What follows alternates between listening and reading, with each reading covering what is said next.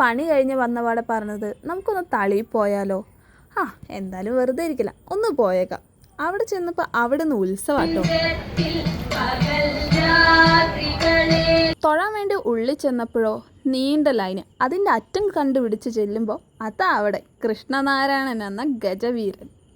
കണ്ടപ്പോൾ ഒരു പൂതി ഒന്ന് തൊടാൻ. ഇന്ന് വരെ ഒരു ആനയെ പോലും അടുത്ത് കണ്ടിട്ടല്ലാണ്ട് തൊട്ടിട്ടില്ല. അങ്ങനെ പാപ്പാനോട് ചോദിച്ചാൽ പാപ്പൻ പറഞ്ഞു തൊട്ടോളാം. തൊട്ട് തലോടി ഒരു ടാറ്റൊക്കെ പറഞ്ഞ് ഞാനിങ്ങ് പോന്നു.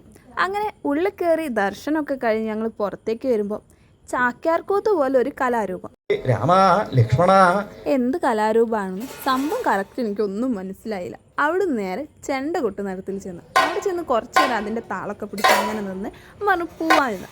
അവിടുന്ന് നേരെ ഞങ്ങൾ പുറത്തിറങ്ങി ഒരു ഫോട്ടോ എടുക്കുക. പക്ഷെ അത് വീഡിയോ ആയിട്ട് വൻ ഫ്ലോപ്പായി. അവിടെ നേരെ ഞങ്ങൾ കുറച്ച് പലഹാരമൊക്കെ വാങ്ങി നേരെ ഒരു ചായ കുടിക്കാമെന്ന് പറഞ്ഞു പോയി.